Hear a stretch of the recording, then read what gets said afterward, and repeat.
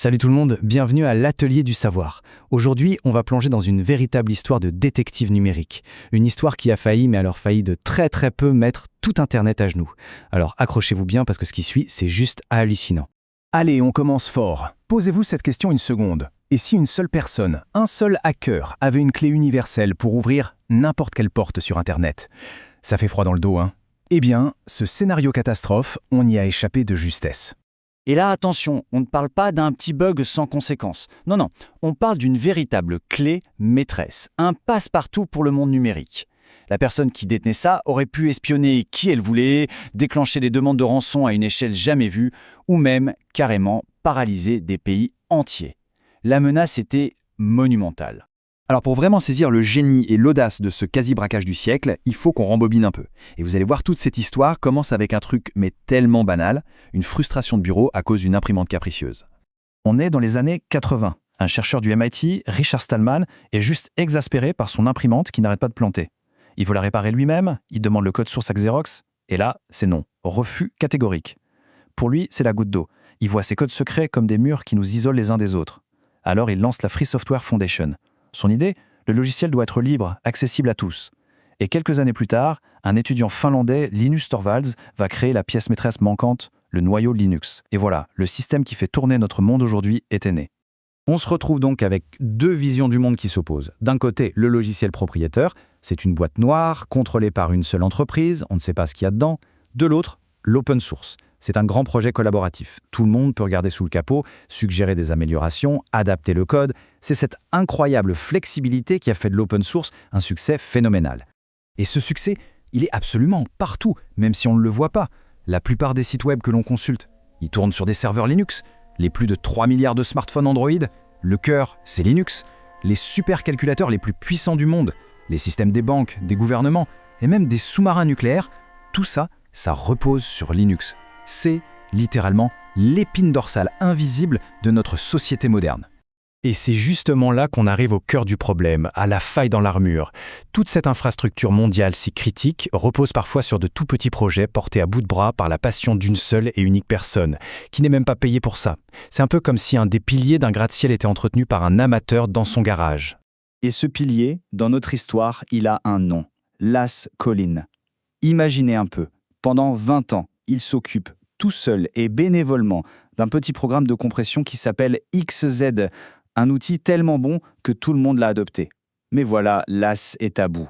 Il est fatigué, sous une pression constante, et en plus, il se fait harceler par de faux comptes, des marionnettes créées juste pour le faire craquer. Ses propres mots le disent mieux que personne. Il est vulnérable, il est épuisé.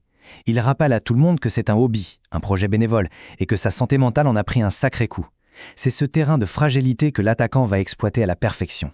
C'est là qu'entre en scène le grand méchant de l'histoire, un certain Jiatan. Il se présente comme un elfe serviable, une aide providentielle. Pendant des mois, il aide Las, il gagne sa confiance, petit à petit, patiemment, jusqu'au jour où Las, complètement à bout, lui donne les clés du projet. Le piège venait de se refermer. Alors comment Jiatan a-t-il procédé? Son plan était d'une précision diabolique. Et il se déroulait en 3 actes. Premier acte, le cheval de Troie, pour cacher le code malveillant. Deuxième acte, le déclencheur parfait, pour l'activer au bon moment. Et troisième acte, le cambriolage, pour prendre le contrôle et disparaître.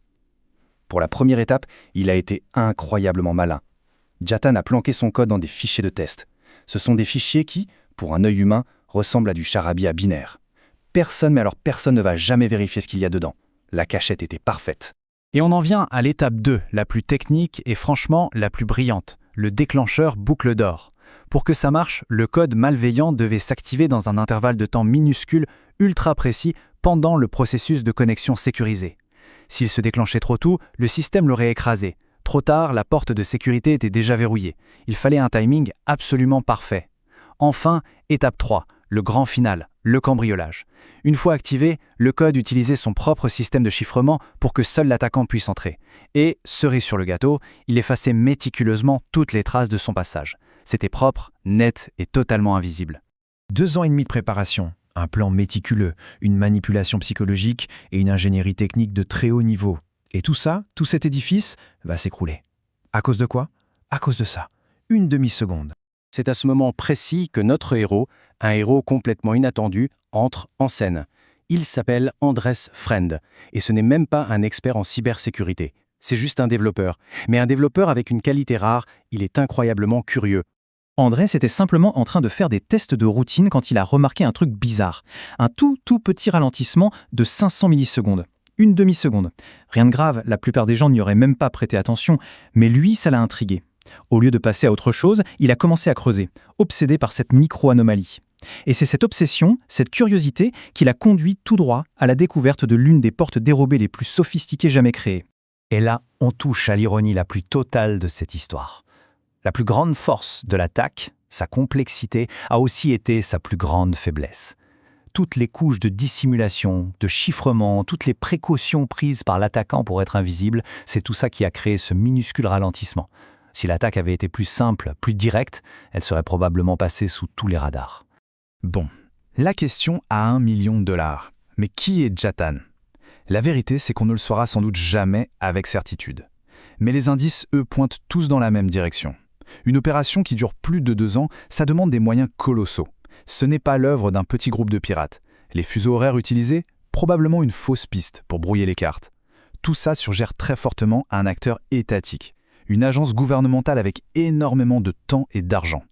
Alors, qu'est-ce qu'on doit retenir de toute cette affaire ? Premièrement, que notre monde numérique est bien plus fragile qu'on le pense. Deuxièmement, que les menaces sont devenues d'une sophistication redoutable, mais aussi, et c'est le point le plus important, que la plus grande force de l'open source, sa transparence, est aussi sa meilleure défense. Et au final, il faut être honnête, on a été sauvé par la curiosité d'un seul homme et un coup de chance monumental. On a évité la catastrophe cette fois-ci, c'est vrai. Mais cette histoire nous laisse avec une question assez angoissante, non ? Combien d'autres bombes à retardement de ce genre sont tapies dans l'ombre, cachées dans les millions de lignes de code qui font tourner notre quotidien ? Mettez un like si ça vous a plu, partagez la vidéo et abonnez-vous pour ne rien rater. Lâchez un commentaire juste en dessous pour me donner votre avis. On se retrouve demain, même heure.